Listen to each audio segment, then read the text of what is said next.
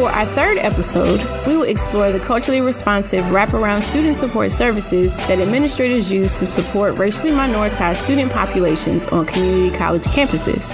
We will hear from Gabrielle Thompson, Director of Access and Opportunity Programs at Jefferson Community College in New York, Alvina Thomas, Dean of Student Success Services and Title IX Coordinator at Louisiana Delta Community College in Louisiana, and Antonio Jackson, Dean of Arts and Humanities at Fayetteville Technical Community College in North Carolina.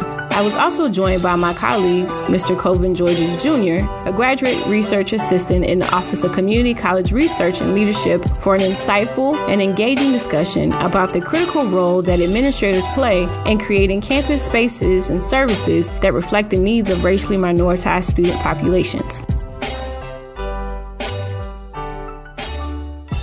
Good morning, everyone. Thank you all for being here today and for giving us your time and your energy and being willing to share your experiences about what you do on your campuses for underrepresented minoritized students. And so to get us started, please introduce yourself, where you work and your role, and describe some of the work that you are leading at your community college specifically to advance culturally responsive wraparound services for students.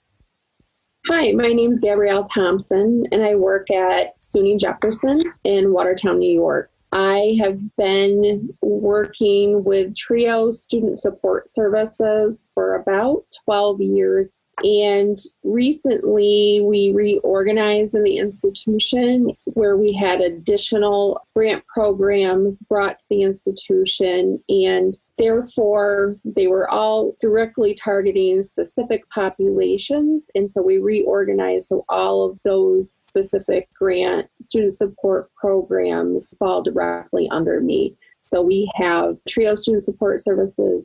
We have C-STEP, which is a collegiate science technology entry program that part of the population has to be a racially minoritized group. We also have our Educational Opportunity Program, which historically in New York State represents our racially minoritized groups. And then we also have a Start Now program, which is a partnership program with four-year schools in the region that looks at students from more urban areas within the state and connects them to a community college for their first 2 years with those transfer or wraparound support services built in so that they get to that next level. Okay. Good morning, everyone. Hello. Thank you for inviting me to this. It's very exciting to get the invitation. I am Alvina Thomas, and I'm Dean of Student Success Services, and I'm the Title IX Coordinator at Louisiana Delta Community College.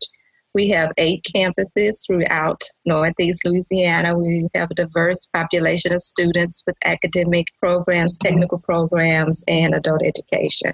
And so our goal of excellence is always our target. I've worked in higher education for 30 years now at several different types of institutions, predominantly white institution and HBCU, and now at the community college, which is the work that I love. I've been here at Delta for 15 years. So my work really brings departments together to meet the needs of our students, specifically our racially minoritized students. The students want to have a sense of belonging, and so it's up to us, the institution, to create opportunities and conditions for success for our students, being respectful of their backgrounds and their cultures and things like that, and the need to have these diverse populations. Therefore, wraparound services for us is having services that meet our students' individualized needs. That's what we do.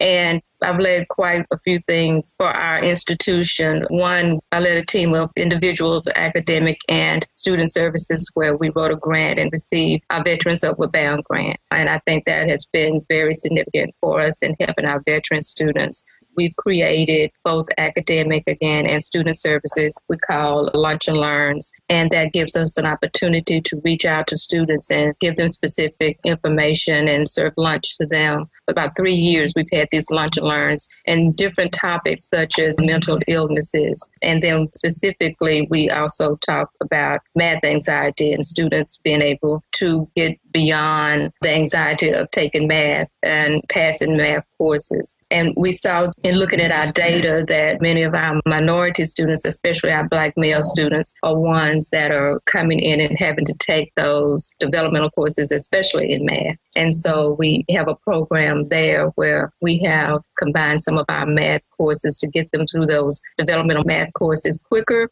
and also to reduce the payment that they have to pay for having several courses that they have to take. So I think that we reach out to our students and foster an environment, especially to our racially minoritized students, to help them move through these programs to be successful. Well, greetings, everyone. My name is Antonio Jackson. I serve as the Dean of Arts and Humanities at Fayetteville Technical Community College, which is located in Fayetteville, North Carolina. At my institution, I'm involved in two programs that are designed to target minoritized students. The first program we refer to as being our First Year Connections program. And so with this program, we target those first year students by providing those culturally responsive wraparound services. This component is primarily based on our understanding that our minoritized students are more susceptible to attrition during that first year. So we want to stay connected at the hip to these students as much as we possibly can to try and help them navigate all of the first year woes that many of our students experience. So we do very similar activities, such as we schedule lunches with program faculty so that these students can come in, engage faculty within their academic programs, fellowship, get to know these individuals, and hopefully from there foster or build relationships so that they can develop familiarity with these individuals that they'll be working with throughout their tenure here at the college. We have staff that routinely contact these students as a means just to simply check in and determine if there are any services are needed.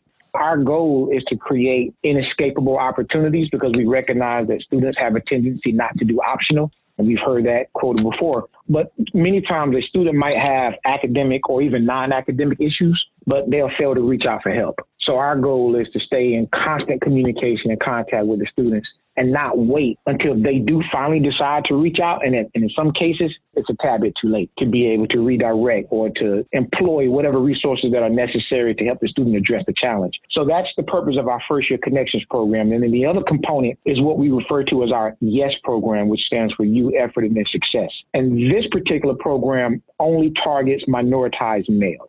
Our data show that there are significant disparities with the various achievement measures with regard to retention, persistence, and completion for these category of students. And so we provide these wraparound services, hopefully to try to eradicate some of these issues that our minoritized males face at our institution. So for the most part, those are the two main programs that I am responsible for at our college.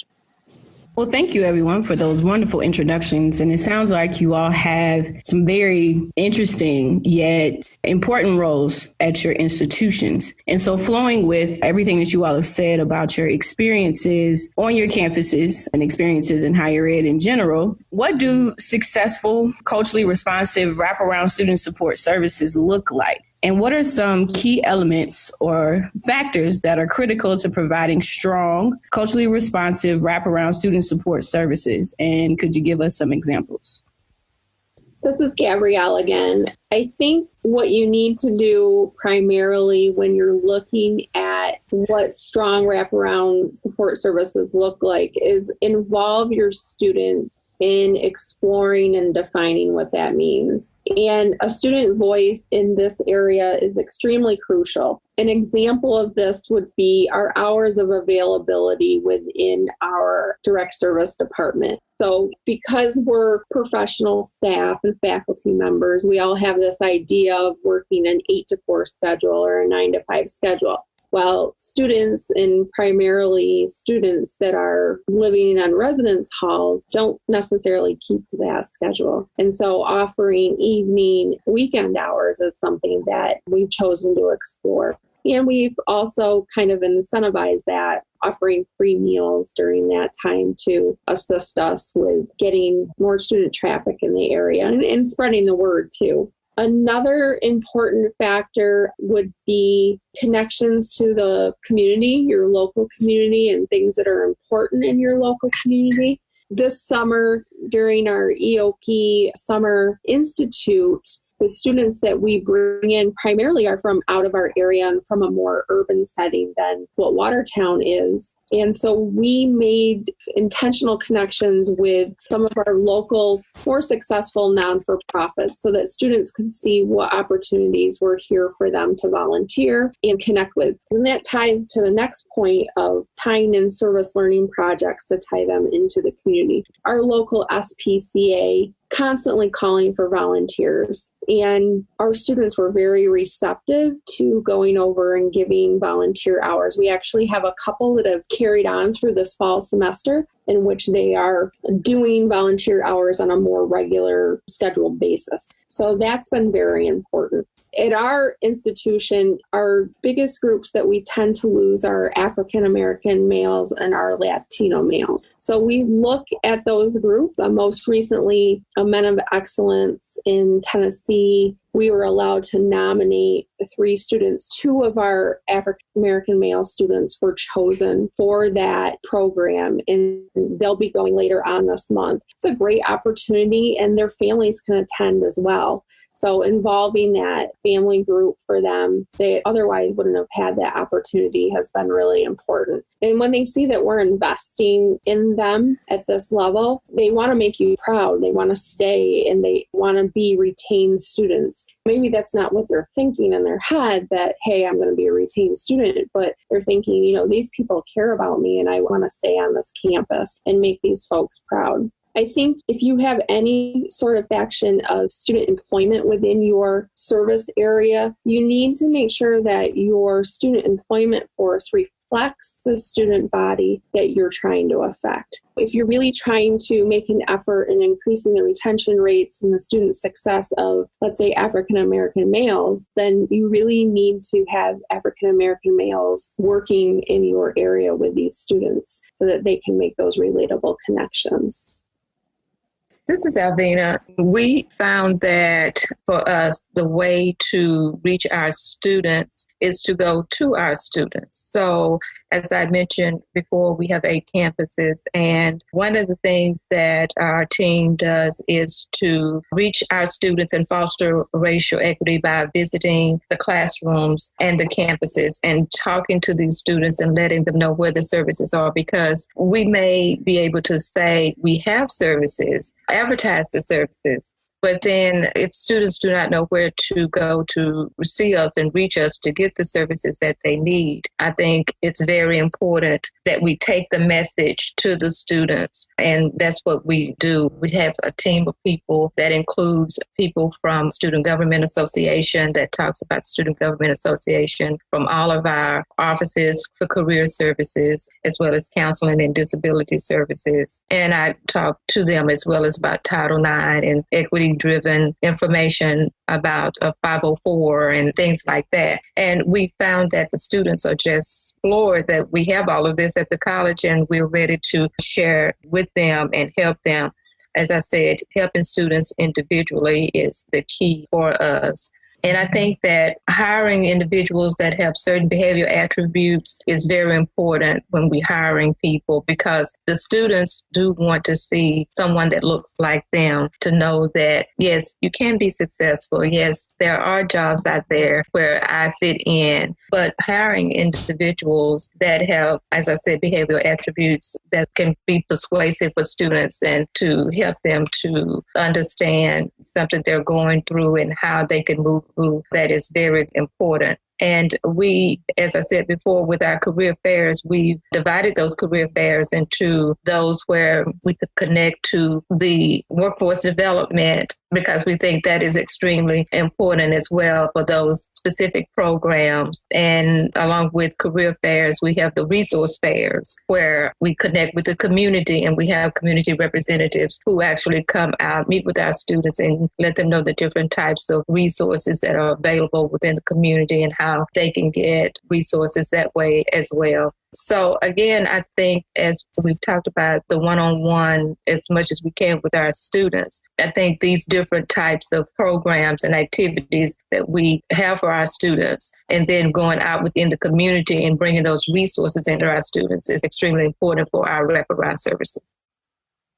Okay. Again, this is Antonio Jackson. And just to kind of piggyback on something Gabrielle said, I also believe that in order to really provide strong, culturally responsive wraparound support services of students, I think we should consider assessing the needs of students and hearing from them and getting their feedback as it relates to what are the kind of things that they need. Also, at my institution, we tend to take a more of a interdisciplinary approach. And what I mean by that is that we can't assume that we know what those needs are. However, I think we can organize a system of support that's composed of people that have the skills or that may be connected with the resources that can address the various needs of students. In our program, we have a team approach. So we have an academic advisor, a success coach, and a mentor assigned to each of our students. So if the student is dealing with, let's just say, an academic issue, then we have the success coach and the academic advisor there to assist with those types of needs. If it's a non-academic issue, we have the mentor. So essentially, each team member can help address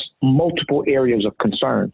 I also think it's important to recognize that there may be challenges that I can't relate to or that I'm not equipped to address, but there may be another team member that may be able to do so. So I think taking that approach can be very helpful. We've also learned that many of the issues that our minoritized students are facing sometimes are non-academic for the most part. So it's not necessarily a lack of academic ability. It's often the other life factors that tend to occur on a day-to-day basis. The things that they're facing off campus have a tendency to have a huge impact on their academic performance. And so putting a team together that can better not only assess, evaluate, but address those non-academic issues, I think are potent as we attempt to help this category of students progress.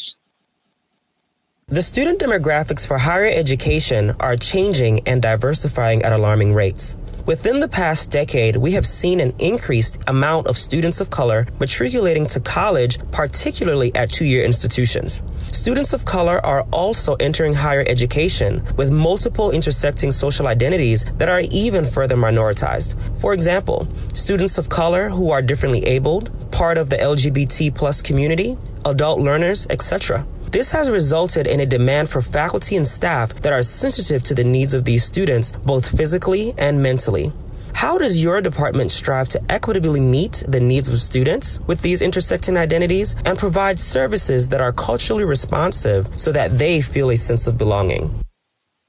So this question's kind of timely. This is an area that we are really looking at with Jefferson's newly developed strategic plan 2020 to 2025. And specifically in my department, we are handling accommodative services for students. We are handling the adult learner population, in addition to the students of color who have other things going on in their lives, like Antonio mentioned. So I think the first thing that you need to do is look at what equalizes all of these students. What are some common things that you could think of that these students would all relate to? And what it comes down to, at least for the populations that we are seeing and we are dealing with, is hunger and financial aid. So food insecurity is a huge issue on our campus among our racially minoritized students who are living in the residence hall with a food plan, surprisingly enough, as well as our students who are commuting and possibly be adult learners. They're all kind of hungry. So food seems to be that great equalizer sometimes. We've put into practice informally a Thankful Thursday meal in which teams of volunteers among faculty and staff develop a schedule for the semester. So each Thursday there is a hot meal provided where we also have fellowship. All are welcome. You can work here, you can not work here, you can be a family member of a student. We don't question, we don't take an intake form, we don't track it, we don't monitor it. We try to make as much food as possible among our team, and it's not expensive food. It's soups, it's crock pot meals, and it's kind of like a potluck. That practice alone has brought our nursing students, who are typically outliers of our community, into our space voluntarily, mingling with our traditional age students of color or our LGBTQ population of students that are living in the res hall that tend to hang out together. On those days, I don't see them in cliques and I don't see them keeping to themselves. I see them all eating and enjoying a meal. and it's been really good. Our financial aid, our financial literacy, and knowledge of how to navigate that financial aid process is that in a process of itself that lends to students dropping out of college. Those barriers that our colleges aren't responsible for, but our agencies that have you, I would say, jump through these hoops, as my students would say, it becomes a barrier for each of these students. If you have a student who, for example, is a Black male who also identifies as LGBTQ, who also may be an adult learner, this FAFSA form, they haven't ever done that. And let's say that they're defined as an adult learner, but still have to file FAFSA under a parent or guardian. It becomes cumbersome for them if they don't have a connection. Let's say that they're an outlier because of their identity in the LGBTQ community and their family may have disowned them. It becomes problematic. So we offer workshops, again, days, times, and one-on-one financial aid counseling right within our department so that students know that these are available and we have people here to help you. And we have people ready to write appeals to our financial aid office and go up the chain.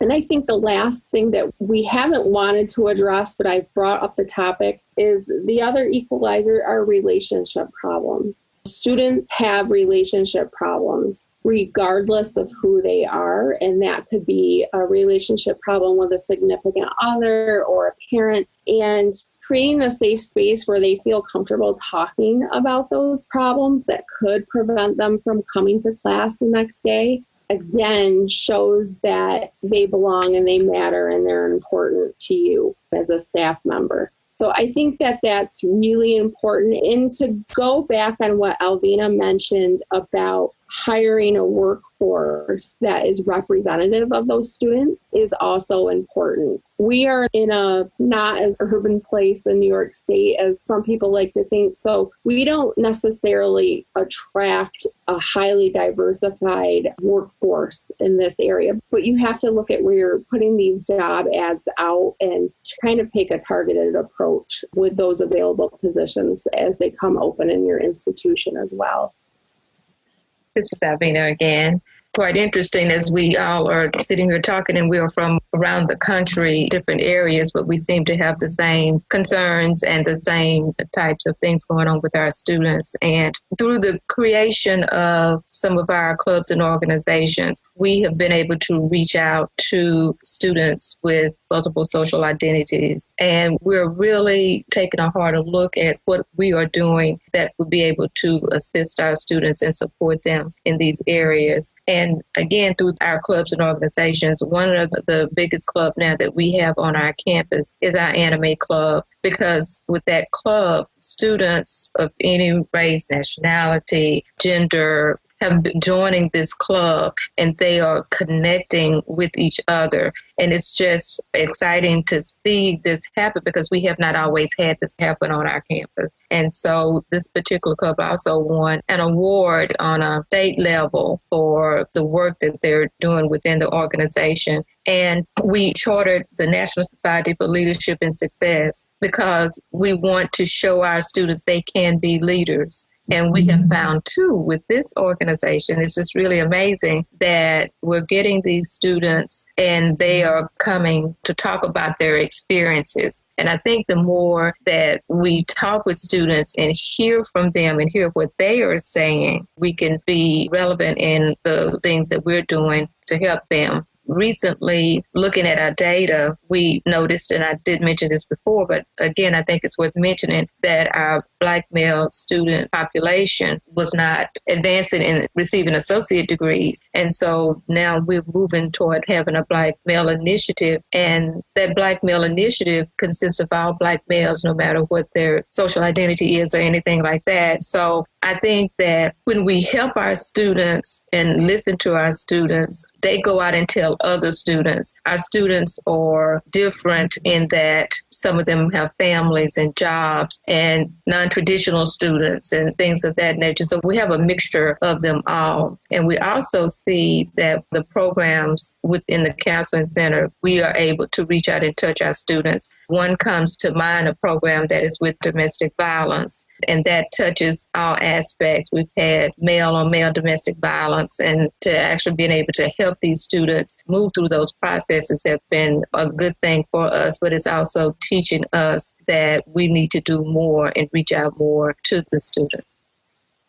So in the same vein of what Gabrielle and Alvina expressed, and I'll be very honest and transparent, this is a challenge at my institution and certainly many others. I know that it does depend on the community that you live in, of course, but in my community and at my institution and many others like mine, we don't have very many faculty, staff, and administrators that look like the students that we serve. So on many campuses, there's an absence of representation. So as we consider the demand for faculty and staff that are sensitive to the needs of these students, I think we first must be more diverse in our hiring practices so that there are more people like them on our campuses that understand their plight and their experience. I believe that training and professional development centered around faculty, staff, and administrators so that they can develop a level of relativism is important as well, helping them understand that their life experiences may be very different than the people that they're serving. I know that we have a tendency to engage people based on our experiences and not based on theirs because of that lack of ability to relate to the experience of others. I know that training and professional development are critical as we attempt to serve these students. And I think without it, we'll fail because I think there are some biases that are deeply rooted and embedded in our thinking. And because we've internalized these belief systems for so long, I think there are times where we don't realize that we're operating within those belief systems as we serve students. And sometimes that can be a major deterrent in our ability to address the needs of these students. So I think helping people self-identify, helping them become self-aware of all of the preconceived ideas and thoughts regarding the different populations of people that we serve are helpful as we attempt to better address the needs of these students. But definitely, I think one of the most important factors is getting more representation on our campuses. Thanks everyone for sharing those unique perspectives. The services that each of you offer on your campuses is essential to our practices here in higher education, especially for those students holding intersecting minoritized social identities. And for this next question, we would like for you to reflect on the work and practices of being a culturally responsive leader within higher education. There are times when our personal values, beliefs, and professional practices may not align. This idea was mentioned in an earlier episode of this podcast, where one of our guests mentioned that there are times when a person may go against their own held beliefs to ensure that they are doing the right thing for the campus community. How do you make sense of this within your own professional practice? Are there examples that you wouldn't mind sharing where you were asked to do something, for example, creating or enforcing a policy that went against your personal beliefs, but it was for the betterment of the campus community? How did you navigate through this circumstance while limiting your own biases and being culturally responsive?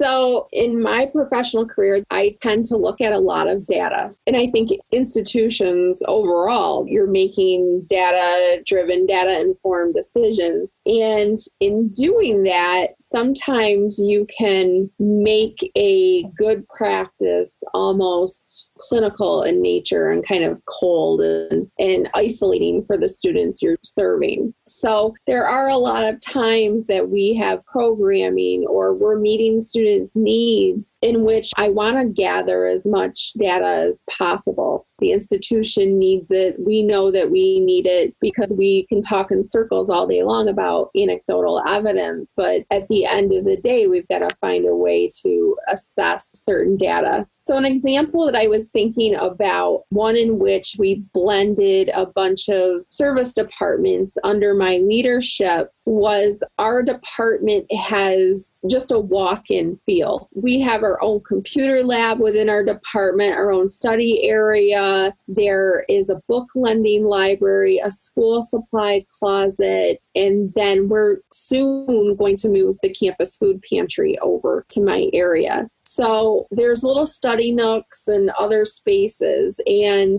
when there was just Trio back here, students had the policy where they would sign in because we had to track them. And so when C-STEP and EOP and these other programs that are here to serve students of certain backgrounds came in under my leadership, I was like, oh, well, they all need to be signing in. Well, our EOP students are, for the most part, traditional middle-aged 18-year-old males and females who don't understand why they're stopping and signing in. That's a formality. And the project coordinator came to me and said, Gabby, I really don't feel comfortable. I'm going to keep track of these students as they come in and see me in the office. And I'm like, but what about the students that are just coming into the computer lab? And she said, well, we'll get a handle on them. We'll collect the data another way. She had a plan to connect that data the other way, in which students would notify her via text or an email letting her know that they were there. But I didn't see that. And I thought they had to sign in just like students had always signed in. There was one way in my head of doing that. So I had to revisit the policy for that particular practice to collect the data. The other side of this, and this is where I'm trying to be better about how I think about meeting students' needs and to make them feel welcome and that we're meeting the service first, not collecting data, is that the food pantry on our campus has had many iterations. It started out about a decade ago as a food closet. We didn't see a lot of traffic with it. We had a very prescripted method in which we would collect the data for students that were served by that.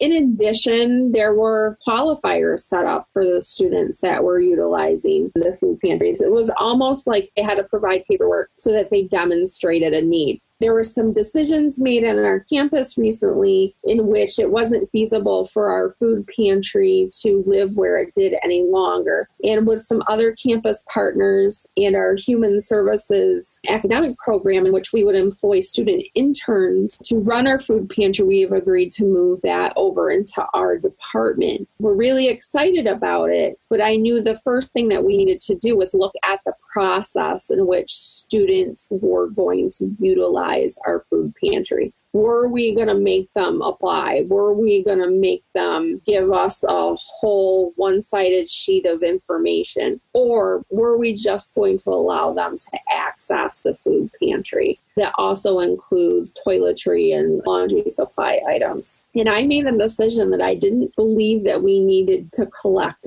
all of that data. Could we collect a first name or possibly a last initial? And would that be enough? I mean, if we were going to really lead this to be student-driven and let our student government association and our other student clubs and organizations on campus lead this initiative and kind of reform it as student-driven, then if the college wasn't committing financial resources other than space, did we really need to collect that data, or did we just need to do the right thing to make students feel more welcome? And I had to decide that no, we weren't going to collect pages and pages of data on each student to utilize it, nor was I going to say that a student was limited to one trip per semester as there had been in the past. So I think those are two examples that show both sides of my ability to put my own personal biases away and to think about what's right and what's the best thing to do to be culturally responsive to meet the needs of our students currently. There's probably a dozen others I could list off, but these are two that were currently in the forefront of my present reality.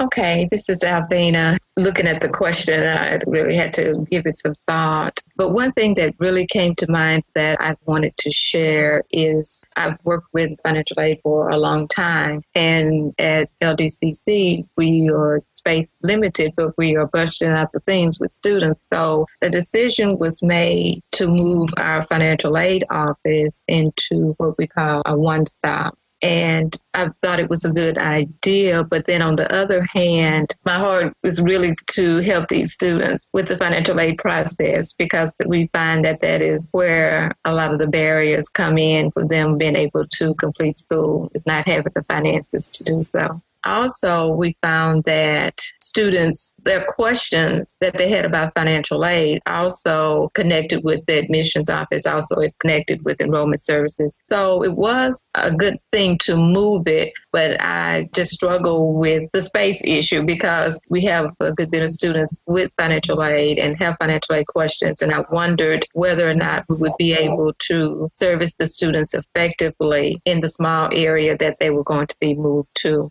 Needless to say, we did that and we moved the office. And we've asked our students, sent surveys out to ask our students, how do you feel about our move? How do you think the move helped you or maybe hurt you as far as getting your questions answered, getting the type of assistance that you need, and so forth. So it has been a good move over the years because we've worked on it. The staff who's working in the office, they've been trained to be able to answer all of the different types of questions that students may have. So ultimately, even though I was reluctant a little bit to have that move, I think it turned out for the betterment of our students. I can't necessarily recall a particular situation or experience where I had to go against my own personal beliefs, but I will say that I tried my very best to kind of separate the two while still maintaining my belief systems, and I know that kind of sounds oxymoronic. Just for an example, we have this traditional principle of separation of church and state. However, many of the norms in our society are still based off of those foundational values. So I try to operate while maintaining my values, but yet operating value-free. For example, maintaining my belief in treating people right and responding to situations fairly, but at the same time, not judging an individual student for whatever life choices they choose to make. So somebody may not be able to do so. In other words, they may focus so solely on the life choice that they can't handle the situation fairly. When I talk about that separation, I think that's what I mean when I say that. But for the most part, I've not really had a situation where I ran into that type of dilemma. So I can't really offer much in that area. You know, this conversation, as I expected it to, is very rich, and it has covered a lot of ground, kind of like what the last question said about what a previous guest on the podcast talked about with being able to balance what needs to be done with students with your own beliefs. And I think that it's very important for us to always be mindful of, as Antonio said, finding a balance between our beliefs and the work that we do. And also, as Alvina and Gabrielle said, about being able to find a way to make things happen for students. I mean, that is great. And I know that your students are grateful for all of the work that you all are doing for them on your campuses. And it's good to know that you all are sharing in experiences, knowing that this good work is happening across the country in all regions. And so to close us out, why are culturally responsive wraparound student services important to helping students navigate their college and career pathways or guided pathways time on your campuses? And we know that guided pathways is something that is growing on community college campuses now. More folks are talking about it, with having students make it to get on the track, get off the track, stay on the track. And I know I didn't say those in order, but being able to kind of move their way through their academic programs at your campuses. So how would you say your role supports students in doing that, staying on path?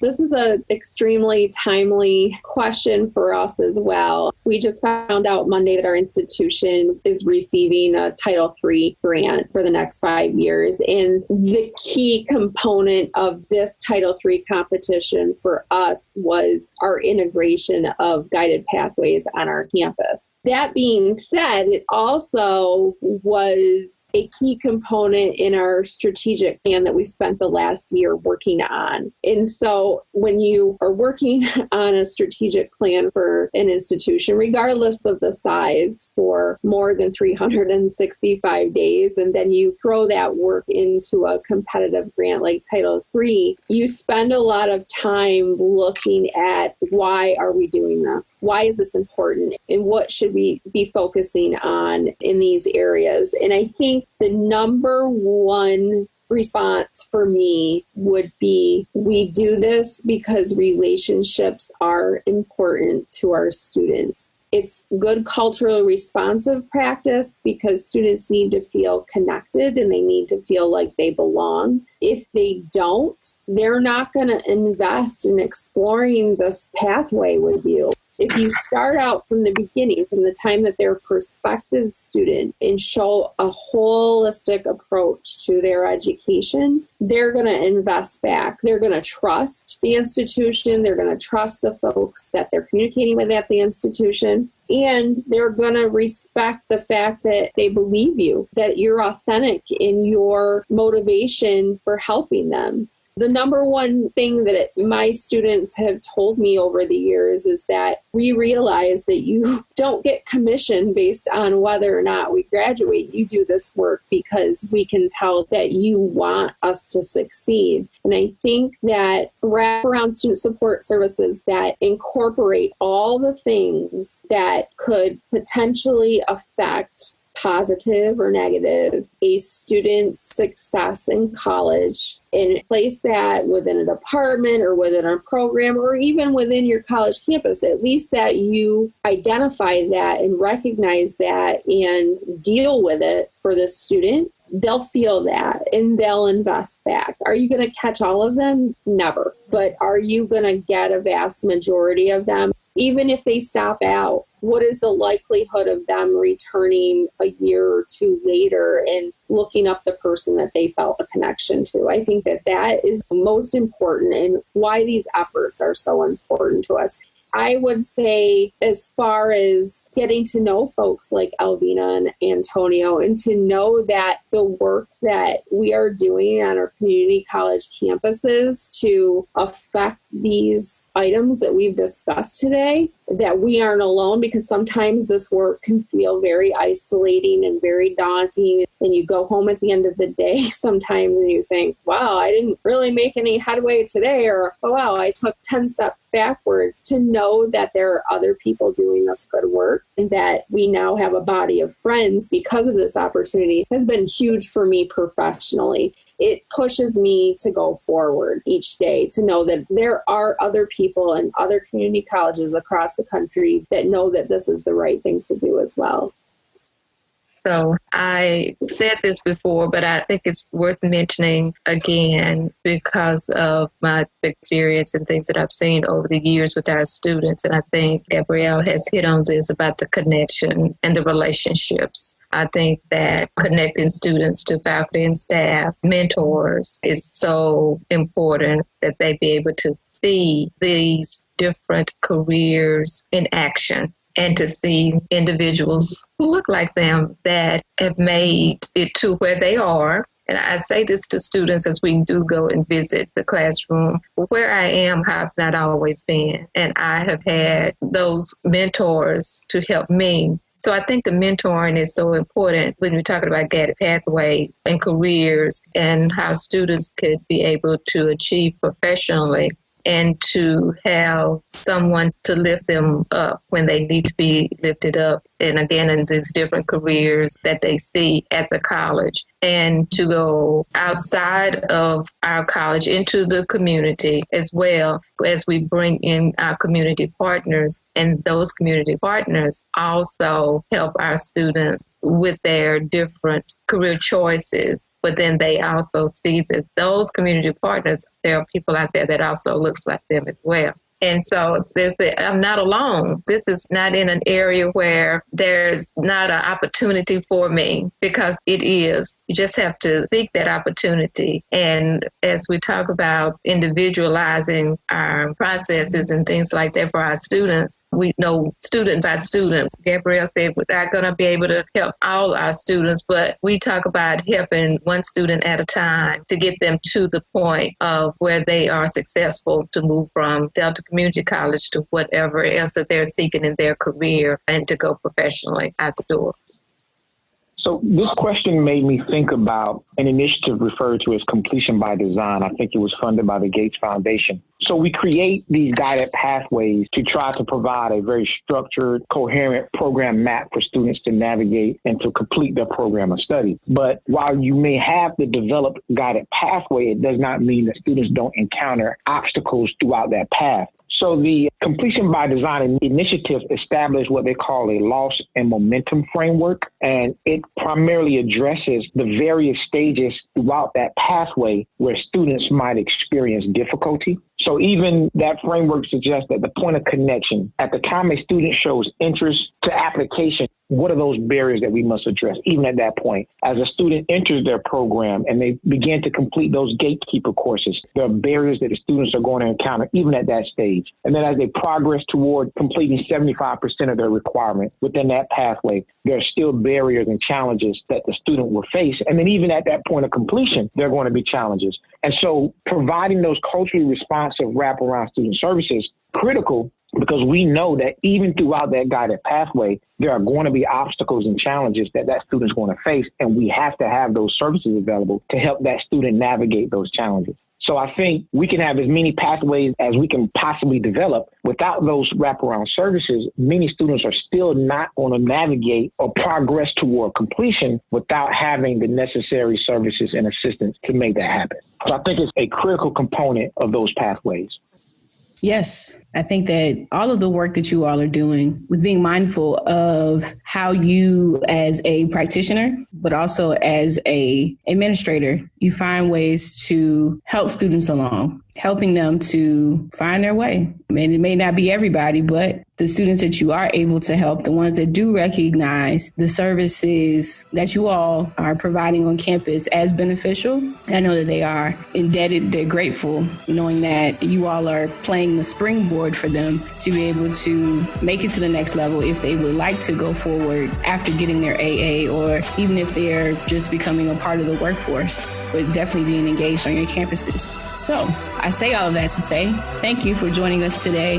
That's all for us. This was a fruitful conversation. Thank you. I appreciate the opportunity to participate. Thank you, Crystal. Thank you, Crystal. To close out our episode, we would like to thank our panelists, Gabrielle Thompson, Alvina Thomas, and Antonio Jackson for speaking with us today. Each of their experiences add tremendous value to all faculty, staff, administrators, and students around the world, particularly at community colleges. Here are a few takeaways from this episode that can best support institutional leaders when working to equitably meet the needs of students from minoritized social backgrounds by providing culturally responsive wraparound student support services.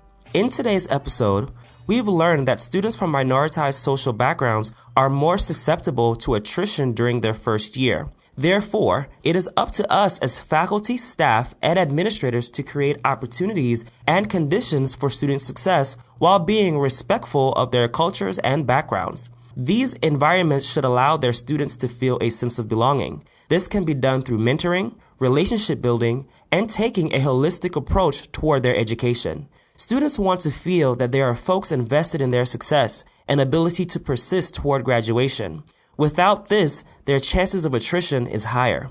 When we think about what successful, culturally responsive wraparound student support services look like, we must involve students from the very beginning to gain a deep understanding in order to provide services that meet their individualized needs.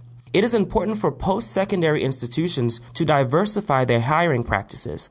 This can be done by 1. Hiring people that reflect the demographics of the students they are serving, and 2. Creating training and professional development opportunities for employees where they understand the importance of limiting their own biases and respecting cultural differences. When discussing bias, as mentioned by our panelist, Antonio Jackson, it is important that we treat students right, respond to situations fairly, and not judge them based on their life choices. All of these practices that our panelists offer today can create a stronger and more equitably centered institution. Thanks for joining us on another episode of Equity Speaks, Culturally Sustaining Stories in Education. Stay tuned for our next episode where we will discuss culturally sustaining practices on race for a better campus climate.